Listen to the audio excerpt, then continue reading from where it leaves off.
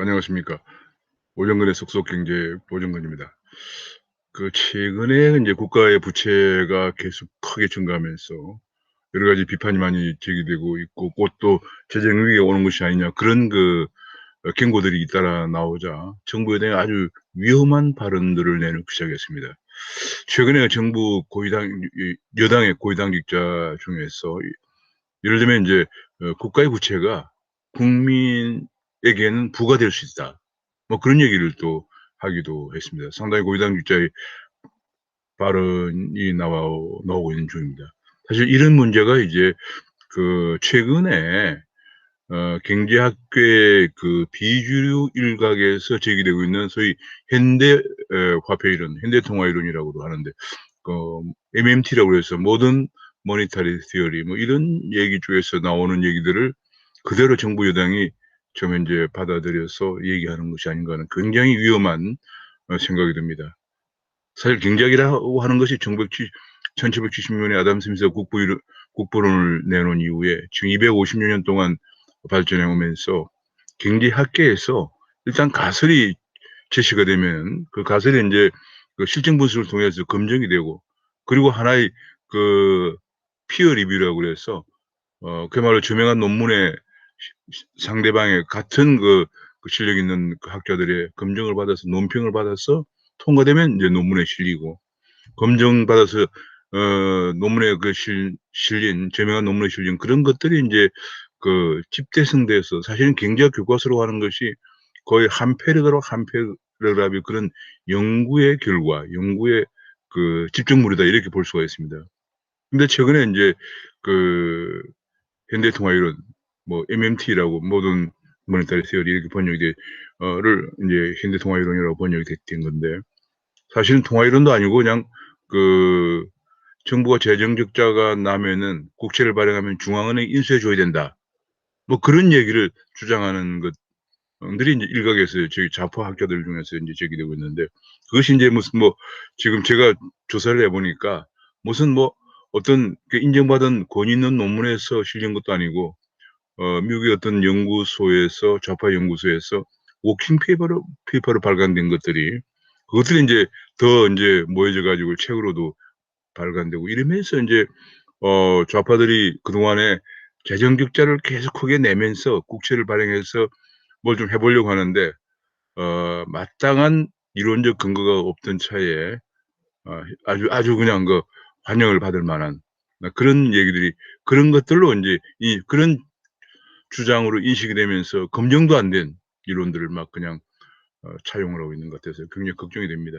이게 제가 말씀드린 것처럼 경제학이라고 하는 것은 지난 250년 동안 학자들 간에 굉장히 가설, 이론 검증, 실정 분석, 피어 리뷰 이런 걸 거쳐 가지고 검증이 된 것들이 누적이 집적돼서 경제학이 탄생된 것입니다. 그런 과정을 거치지 않는 일부 학자들의 비주류 주변부에 있는 비주류 학자들의 주장은 하나의 가설이고 하나의 주장이지 학계에서 받아들여지고 더구나 정책에 이용된다고 하는 것은 정말 위험하다 하는 것을 제가 이 시간에 한번 간단히 살펴보고자 합니다. 제가 준비한 걸 한번 보시면서 말씀을 같이 나누도록 하겠습니다.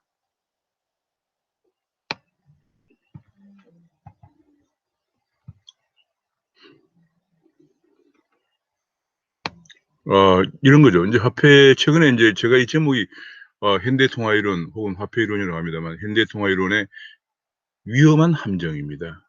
굉장히 위험합니다. 지금 현재 이것이 현대통화이론의 핵심 주장은 이렇습니다. 정부는 재정 지출을 통화 발행을 통해서 조달할 수 있다. 이런 얘기입니다. 정부는 재정 지출을 통화 발행을 통해서 조달할 수 있다. 그러니까 이제 재정 지출이 지금 국채를 발행하고 세금을 거두고하는 걱정할 필요가 없다 그런 얘기예요. 그래서 국가 부채는 결국은 금융 부담이 아니다 하면서 재정의 화폐화라고 이미 재정 정책의 모니타이제이션이라는 것이 과거에도 있었습니다만 그것이 경제학에서는 받아들여지지 않으면서 지금 이제 거의 사문화된 것인데 그걸 다시 들고 나왔습니다.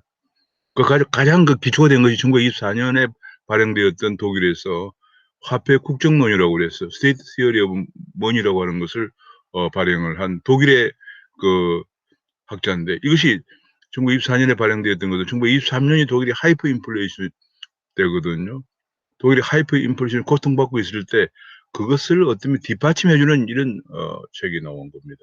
지금 마치 그 현대화폐론이라고 하는 현대통화 이론이라는 책이 나온 것과 유사합니다. 정말 이런 면에서 굉장히 걱정이 되지 않을 수가 없습니다. 왜냐하면 좀 이따 보시겠습니다마는 1924년에 이런 책이 나왔으니까 1922년, 23년에 인제 여러 논문들이 주장이 되고 책이 나온 건데 이 1923년에 독일의 하이퍼 인플레이션이 얼마나 위험한 결과를 초래했는가를 좀 이따 한번 보겠습니다. 이 사람들은 이제 화폐 국정론, 국가가 화폐를 발행하는 거니까 정부와 중앙은행을 하나의 단일 개체로 인식을 하고 분리해서 보지를 않습니다. 여기에 대한 비판으로 인제 생각할 수 있는 것이 정부는 정치적 목적으로 화폐를 제한 없이 발행할 가능성이 크기 때문에 이것이 화폐 하이퍼 인플레이션, 초인플레이션 초래할 위험이 크다는 겁니다. 그 가장 첫 번째 나온 것이 1923년에 독일의 하이퍼 인플레이션이었는데요. 1923년이라고 것은 인제 1차 대전이 끝나고 1차 대전에 그 성전국들이 독일에 대해서 막대한 전쟁 배상금을 요구했습니다. 그 막대한 전쟁 배상금을 요구하고 독일은 더구나 전쟁 수행 중에도 세금을 거둘 돈도 없는 여건도 안 되는 상황이라서 독일은 돈을 찍어서 그냥 전비를 조달했고요. 더구나 전쟁 끝나고 막대한 전비를 배상할 길이 없었습니다. 그래서 더욱더 돈을 많이 찍어서 전비를 배상하는 그런 과정에서 엄청난, 왜냐하면 그 당시에 독일은 전비를 독일 마르크가 가치가 없을 거라는 걸 다 알기 때문에 이미 전쟁비보다 많이 발행했기 때문에 그 성전국들은 어 달러나 예컨대 파운드 이런 것으로 인제 전비를 갚도록 했어요. 그러니까 그 당시에 어 신뢰가 있는 기축통화급의 통화들로 어 전비를 배상하도록 했는데요. 그런 돈을 조달하려니까 돈을 마구 발행해서 환전을 해 가지고 갚아야 되는 그런 상황이 발생하는 겁니다. 근데 인제 갚을 그 능력이 안 되기 때문에 돈을 더 많이 갈수록 더 많이 발행해 가지고 외자를 조달하는 그런 문제가 생겼습니다. 그런 과정에서 엄청난 그야말로 하이퍼 인플레이션이 발생을 하면서 발생했습니다. 결과적으로 경제가 파탄되면서 바이마르 공화국이 붕괴를 하고요. 드디어 경제가 대혼란 속에서 히틀러가 등장을 한 겁니다.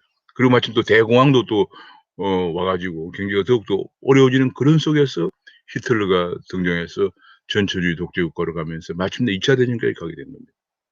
이런 과정에서 사실 한 가지 우리가 유념해야 될 것 중 하나가 영국 경제학자 케인즈가 1차 대전 결과 성전국들의 과도한 전쟁 배상금 이것이 커다란 문제를 가져올 수 있다고 문제를 제기했습니다. 그러나 영국이나 프랑스 같은 성전국들이 전쟁 중에 너무 많은 사람이 죽고 희생을 당했기 때문에 독일의 과도한 전쟁 배상금을 부담시키게 되면서 그걸 갚지 못하면서 이미 전쟁 중에도 돈을 찍어서 전비를 조달했던 독일이 또 전쟁 배상금까지 물게 되면서 결과적으로 엄청난 돈을 찍어내면서 하이퍼 인플레이션이 됐습니다. 결과적으로 정치적 목적으로 돈을 제한 없이 찍어내면은 이런 문제가 발생하죠.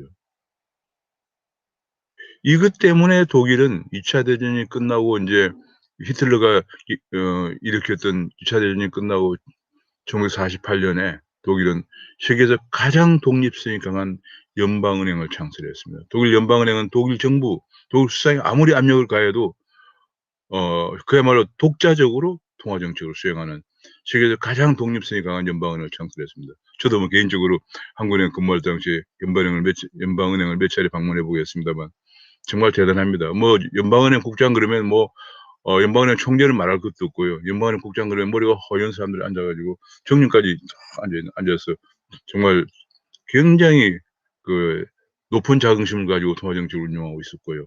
어느 정도 이게 독립성이 강했냐면은 당시에 1992년 경인가 그 무렵일 겁니다. 아마. 그 무렵에 영국이 파운드화가 가치가 급락하는 문제가 발생했어요. 이거 왜냐하면 독일이 1989년에 동독이 붕괴되면서 통일이 됐잖아요. 통일이 되면서 인제 엄청나게 그 동독을 지원하기 위해서 하다 보니까 인플레가 발생해서 인플레를 진정시키기 위해서 금리를 올렸습니다.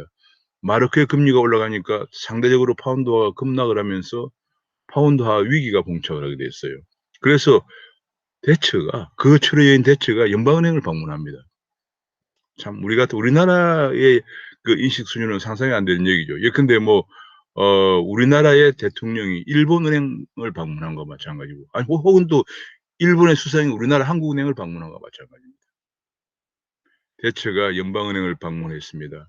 그 당시에 연방은행 총재가 아주 그 대단한 사람이었는데 그 연방은행 총재가 결과적으로 대처 요구를 들어주지 않았습니다. 우리 연방은행, 독일 연방은행은 독일의 그 물가 안정과 독일의 경제 안정을 위해서 존재하는 것이기 때문에 정말 송구스를 또한 들어줄 수가 없습니다 하고 들어주지 못했습니다. 결국은 영국은 그 당시에 위기를 금융 위기를 겪었습니다. 자, 그 정도로 강력한 이런 그 하이퍼 인플레이션 결과 강력한 독일 연방은행을 창설한 것이죠. 그리고 최근에 이것이 뭐 옛날 얘기만 있는 게 아니고 근자에 2018년 19년에 남미의 베네수엘라에 엄청난 하이퍼 인플레이션이 발생하면서 베네수엘라 경제를 완전히 추락시켰어. 베네수엘라 사람들이 살 수가 없어서 300만 명 정도의 베네수엘라 사람들이 베네수엘라를 버리고 이웃 나라 콜롬비아나 심지어는 멕시코를 거쳐서 미국까지 걸어서 탈출하는 돈이 여유가 없었기 때문에 그런 일이 벌어졌습니다. 야, 이거 무슨 뭐 완전히 정말 대장정, 조국을 버리고 살 길을 찾아서 가는 대장정이 벌어진 거죠. 자, 그런 일이 일어나는 것이 이 하이퍼 인플레이션 문제예요. 그런데 인제 최근에 우리나라에서 뭐 재정 지출은 통화를 발행해서 발행할 수 있다 이런 얘기가 나오기 때문에 제가 굉장히 걱정이 돼서 이 말씀을 드렸습니다. 두 번째 인제 문제가 뭐냐면 이게 인제 우리 정부 여당의 고위당적 한 얘기인데 "정부의 재정 적자는 국민들의 부를 증진시킨다." 이런 정말 말도 안 되는 얘기가 나왔습니다. 이 얘기가 어디서 나왔냐면 바로 아까 얘기했지만 그 MMT 이론을 주장했던 미국의 학자 중에 스테파니 켈튼이라는 사람이 작년에 낸 책인데 그 적자의 신화라는 책이죠. 데피시트 미스라는 책인데 거기서 "Their red ink is our black ink라고 얘기했습니다. 그들의 적자는 우리의 흑자다." 이런 얘기를 했어요. 야, 정말 말이 안 되는 그럴듯한 아주 귀에 솔깃한 얘기죠. "정부가 적자를 내면 국민들은 흑자를 낼 수 있다." 이런 얘기를 한 겁니다. "정부가 재정 적자는 국민의 불을 증식시킨다. 사회보장이나 의료보험 등은 정부가 지출을 약속하는 한 언제나 유지가 가능하다." 이런 주장을 했습니다. 그래서 그동안에 인제 보편적 의료 보장이나 무상교육이나 무상교육, 기본소득 등 좌파들의 위시리스트가 모두 추진이 가능하다 이런 얘기예요. 재정에 구속받을 필요 없다. 왜냐하면 정부가 돈을 찍어내면 되니까.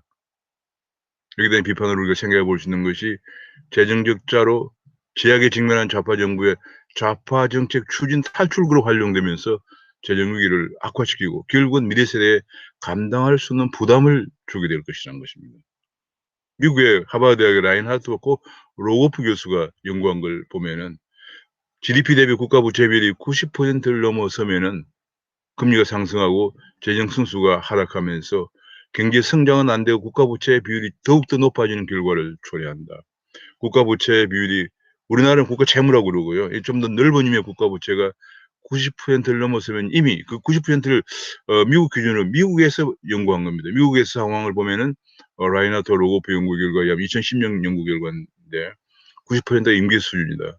그런 얘기를 했습니다. 이런 걸 근거로 해서 미국에서는 100%가 넘었으면은 의회의 동의를 받지 않으면 상하 양원의 동의를 받지 않으면 재정 지출을 못하게 하는 재정 통제법을 통과시켰습니다. 예, 미국은 정말 이 학자들과 정부 간의 교류가 굉장히 많은 국가예요. 우리나라는 지금 인제 이런 그 국가 채무가 아니고 광의의 국가 부채 비율을 따지면 우리나라 이미 벌써 굉장히 높은 100%가 넘어는 그런 상황입니다. 그런데도 뭐 지금 계속 인제 이런 새로운 좀 말도 안 되는 주변부 이론을 가지고 인용하면서 어 하면서 우리도 재정 적자를 내면은 오히려 국민의 부가 증진된다 이런 얘기를 재정 적자를 내서 국민들이 당장 우선 여기 나와 있는 것처럼 의료 보장, 무상교육, 무상보육, 뭐 기본소득 이런 걸 다 해 주면은 국민들이 다 잘 살 수 있는 거 아니냐. 그렇지만은 바로 곧 이런 위기가 오면서 재정 위기가 오면서 국민들이 완전히 도탄에 빠지게 됩니다. 세 번째로 인제 또 주장하고 있는 것이 "화폐는 국가 권력을 가진 국가만이 발행할 수 있고 가치가 지탱된다." 이런 얘기를 했습니다. 그러니까 인제 결과적으로 중앙은행이 독립된 중앙은행이 아니고 국가가 발행하는 것이다. 국가만이 화폐를 가치를 지탱할 수 있다는 얘기입니다. 근데 사실은 비판을 보면은 어 화폐는 국가 권력이 아니라 신뢰에 의해서 규제가 됩니다. 그리고 2008년 글로벌 금융위기도 미국발 금융위기죠. 미국의 달러를 너무 많이 발행했기 때문에 달러가 물론 미국 정부가 보장하는 법정 통화이지만 신뢰가 떨어지니까 글로벌 위기가 온 겁니다.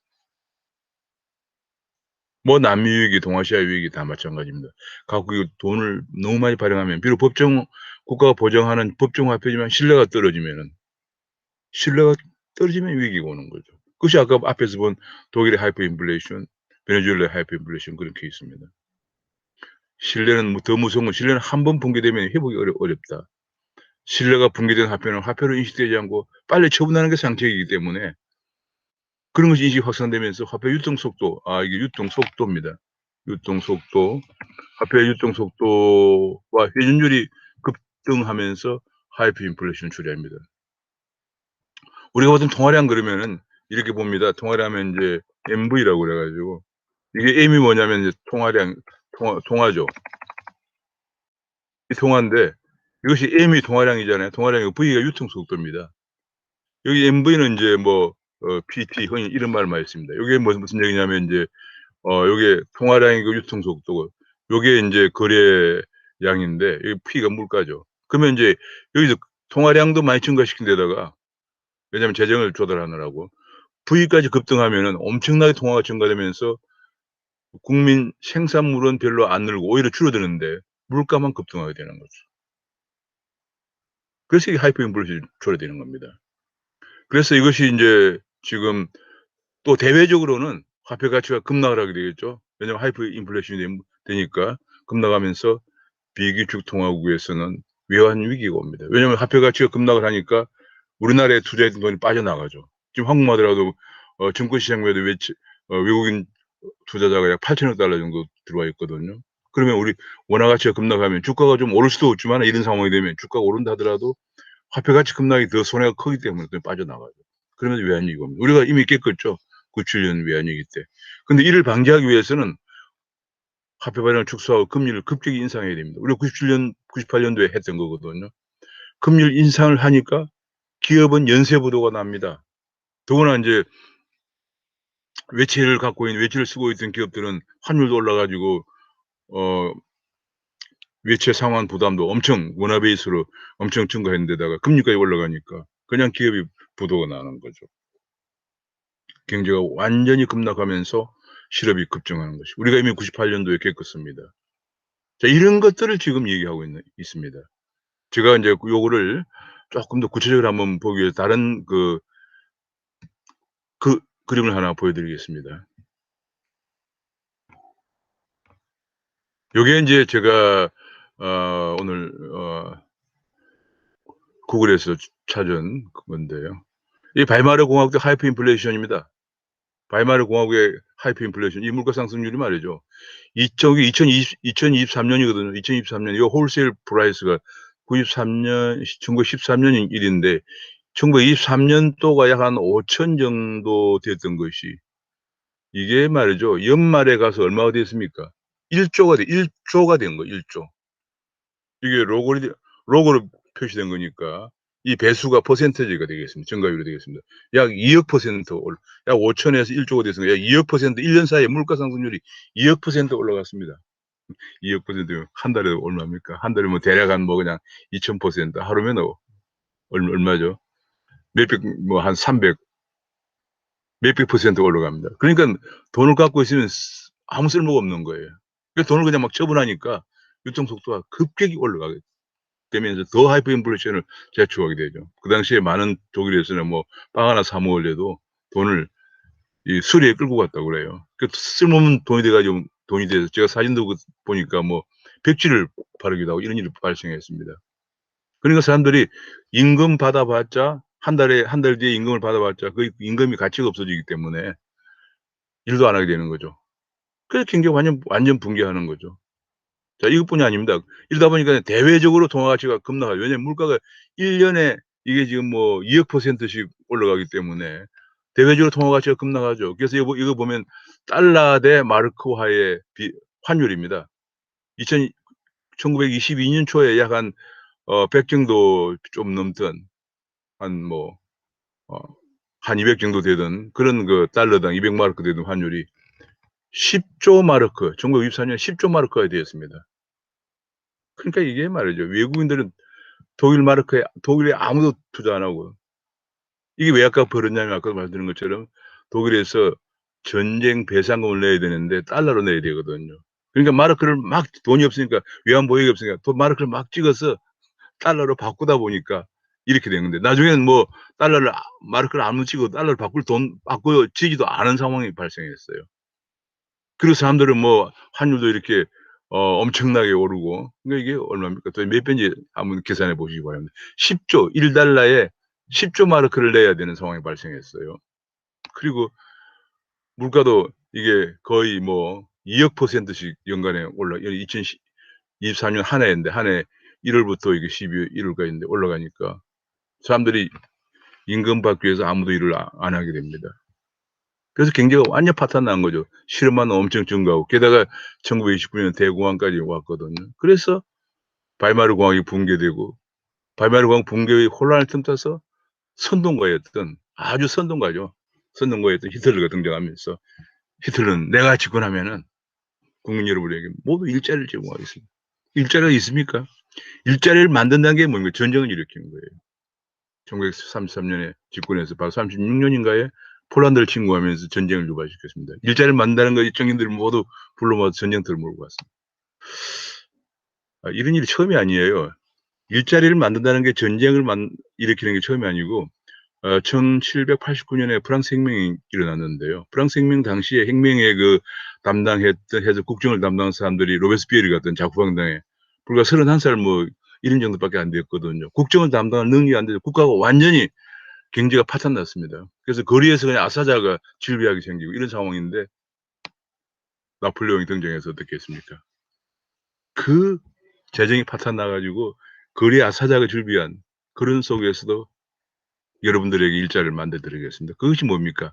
나폴레옹이 전쟁을 일으킨 거예요. 그래서 나폴레옹이 그 젊은 사람들을 몰아 가지고 재정도 없는 속에서 전쟁터로 끌고 갔습니다. 나중에 결국은 5년 동안 그 국정 담당 능력이 안 되는 사람들이 담당했던 프랑스는 완전히 피폐하게 돼서 그 피폐한 혼란을 틈타서 나폴레옹이 5년 뒤에 다시 황제로 등극을 해서 왕정이 복구가 됐습니다. 그렇게 프랑스 혁명 당시에 루이 16 세와 마리 앙뚜아네트를 단두대 처형을 보내면서 왕정을 끝내자 했는데 5년 만에 다시 나폴레옹이 왕정을 복구했습니다. 이게 말이죠.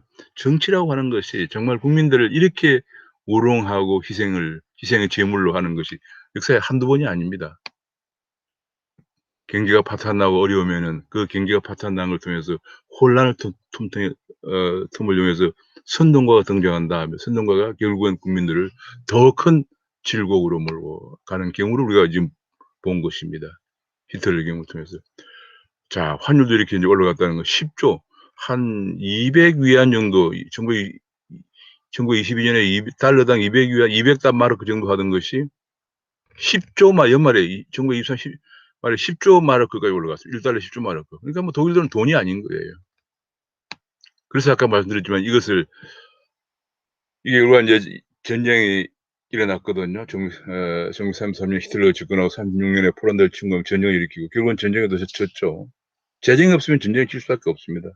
이렇게 재정이 피폐한 데서 전쟁은 그야말로 집권을 하기 위한 어떤 그런 것에 불과하지 술책에 불과하지 전쟁을 이룰 수가 없죠. 재정이 뒷받침이 안 되면 전쟁이 질 수밖에 없죠. 우리 인민노란도 경제학적으로 보면 재정이 없어진 거예요. 제가 인민노란 책을 읽어보다 깜짝 놀란 게 인민노란 때 인제 농민들을 전쟁에 불러 모아서 그 당시 우리나라는 그 당시에 이제 장교들만 있고 일단 병사가 없는 시스템이었거든요. 근데 불러 모았는데 재정이 없으니까 병사들이 먹을 식량과 병장기를 갖고 오라고 그랬어요.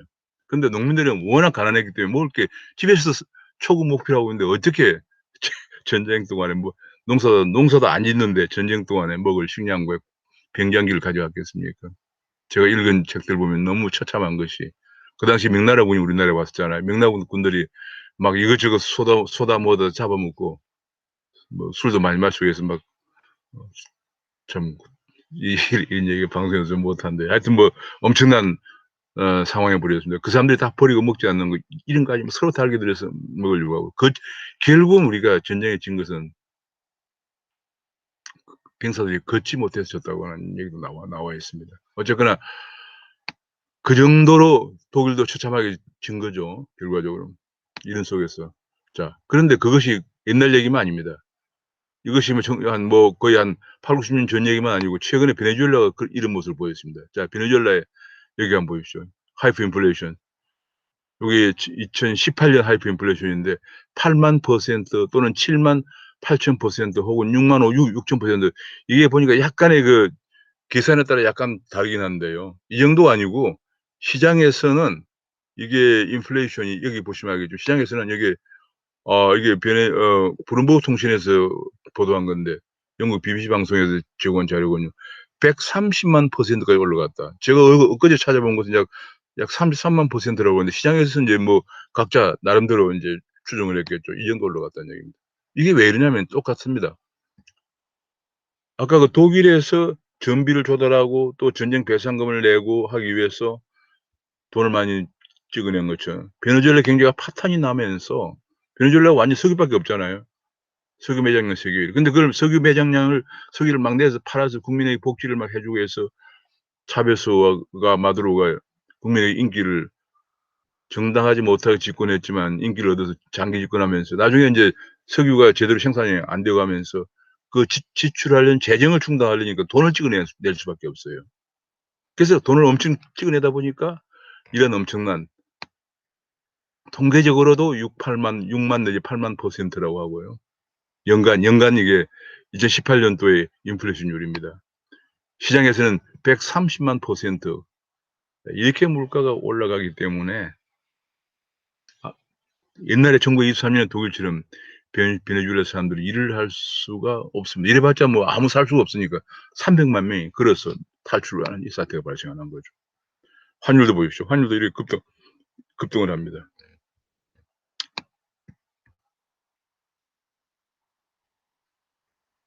제가 이렇게 보여 드린 것처럼 정말 굉장히 현대 화폐 이론이라고 현대 통화 이론이라고 하는 것이 굉장히 위험합니다. 정부가 재정을 적자를 중앙은행에 돈을 발행해서 메꾼다. 이렇게 엄청난 하이퍼 인플레이션과 통화 가치 하락으로 그야말로 경기를 완전 파탄으로 몰고 갑니다. 이런 것들 우리 여당의 당직자, 고위 당직자가 이런 얘기를 했다는 것이 정말 제가 위험스럽고 걱정됩니다. 우리 경기를 완전히 송두리째 붕괴시키는 거예요. 우리 경기 붕괴 마지막 붕괴가 지금 뭐 일자리도 안 되고 투자가 안 되니까 뭐 노조들이 완전히 뭐 너무 강성 노조 때문에 안 되고 뭐 그런 것도 있지만은 경기의 마지막 붕괴는 아까 독일에서도 보고 베네수엘라 이렇게 봤습니다만 완전히 이것입니다. 하이퍼 인플레이션이 되면은 되고 통화 가치가 하락하면은 그냥 경기가 붕괴돼서 완전히 국가가 바이마르 공항이 붕괴된 것처럼 국가가 붕괴되는 거예요. 저는 베네수엘라도 조만간에 문제가 있으리라고 봅니다. 제가 다시 한번 말씀드립니다마는 이것이 굉장히 위험한 것이기 때문에 정부는 뭐 심지어는 정부의 재정 적자가 국민의 부다 이런 말도 안 되는 얘기를 그런 인식 자체를 빨리 거두시기 바라고 또 그런 걸 주변부의 어떤 몇몇 사람의 주장을 근거로 해서 말도 안 되는 정말 재정 위기를 초래할 수 있는 확대 재정 정책을 즉각 중단해야 우리나라가 경제가 그나마 소생할 수 있다. 지금 너무 추락하고 있는데 경제가 소생할 수 있다. 이런 말씀을 드리고 싶습니다. 감사합니다. 여기서 마치겠습니다.